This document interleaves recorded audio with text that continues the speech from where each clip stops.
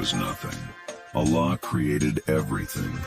Before time began, before light or darkness existed, there was only Allah, the eternal, the all-powerful, the one who has no beginning and no end. Nothing existed but him, no stars, no heavens, no earth. Only the silence of non-existence, waiting for his command to be. When he willed creation to begin, a word was enough. And with that divine command, the story of the universe started. The heavens and the earth were once a single, joined mass, united as one body, unseen and undefined.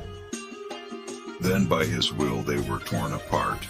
The great explosion of existence began, and from that moment, matter and light filled the vast emptiness. This was the beginning, the moment when the universe was born. The smoke of creation spread across the endless void. Then Allah said to the heavens and the earth, "Come together," willingly or unwillingly, and both replied, "We come in willing obedience." From that obedience came harmony, balance, and order, the divine rhythm of the cosmos. The stars began to form, clusters of light spinning in graceful motion. The sun rose as a blazing lamp, the moon a gentle reflection, and the planets began their silent orbits. Each one moved perfectly, never colliding, never lost, all following the laws that Allah had written into the universe. He created the night and the day, the alternation of darkness and dawn, each chasing the other in a dance that has never stopped. He built the heavens with strength, and yes, they are still expanding, growing, stretching further into the unknown, just as he decreed. He created everything in 6 periods, 6 great stages of divine craftsmanship. Not days as humans count them, but vast eras beyond our understanding. In these 6 stages, the heavens and the earth took their form. The stars found their places, and the earth became a home for what was yet to come. When the creation was complete, Allah rose above his throne, not with need or fatigue, for he never tires, but in majesty, to oversee what he had brought into existence. Unlike human rest, his rising was power, not pause. For he said, "We created the heavens and the earth in 6 days, and no weariness touched us." And yet the act of creation never ended. Every moment that passes, every birth, every seed that opens its heart to the rain, every wave that forms on the ocean, all are part of the ongoing work of creation. Creation did not stop. It continues, alive under his command. From the earth came mountains that stood like guardians, rivers that carved their paths, winds that carried life across the land. The sky held its clouds, and from them came rain, the mercy that revived the dead earth and brought forth every plant, every fruit, every color and scent that would decorate the world. Then, from the depths of water, Allah brought forth life.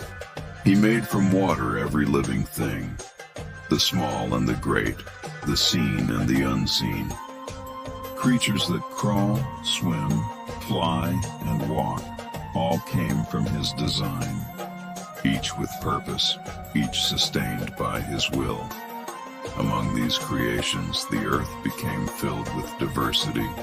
Some moved upon their bellies, some upon 2 legs, some upon 4. All obeyed their Lord, all were signs of his power. But there was one creation yet to be formed, one unlike any before. A being that would think, choose, and feel.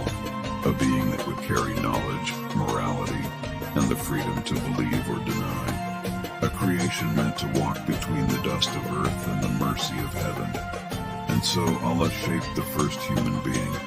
From the clay of the ground, he formed his body, carefully molded, perfectly designed. From sounding clay, from dark mud shaped into form, he prepared the vessel that would hold a living soul. Then, when the form was complete, he breathed into it his spirit, a breath of divine command, not a part of him but a sign from him. And the clay came alive. The lifeless form opened its eyes and became Adam, the first man. Adam was taught the names of all things, the knowledge of creation, the wisdom of understanding. He was honored above the angels for this gift. And when Allah showed Adam's knowledge, the angels bowed in respect before him, all except one, Iblis. Iblis was not an angel but a jinn, created from smokeless fire. In his pride he refused to bow. He said, "I am better than him. You created me from fire and created him from clay." And for that arrogance he fell from grace, cursed until the day of judgment. But Adam was given more than life. He was given companionship. From his own nature, his own soul, Allah created his mate, Hawwa, known to us as Eve. She was his comfort, his partner in love and mercy. Together they lived in peace, surrounded by beauty and abundance. They were told, "Dwell in this garden together and eat freely from it, except from one tree. Do not go near it, or you will be among the wrongdoers." But Iblis, filled with envy, whispered lies to them. He made the forbidden seem fair, and so they tasted what they were told to avoid. Then came realization, sorrow, repentance, and dissent. They were sent to earth, not as punishment, but as purpose. For the earth was always meant to be the home of mankind, a place of trial, of growth, of return to their Creator. And so began the story of humanity, from one soul and its mate, from one beginning that spread across generations. People formed nations and tribes, different in color, language, and custom, but all from the same origin. Allah said, "O mankind, we created you from a male and a female, and made you into nations and tribes, so that you may know one another. Indeed, the most honored among you in the sight of Allah is the most righteous." This is the creation story, the divine design written across time and space.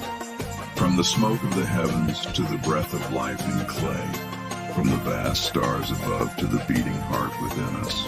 Everything is part of one truth, that Allah is the Creator, the Sustainer, the one who began it all, and the one to whom everything will return. And as the universe continues to expand, as stars are born and die, as new life appears and old fades away, His work never ceases. For every moment of existence whispers the same truth. Be, and it is.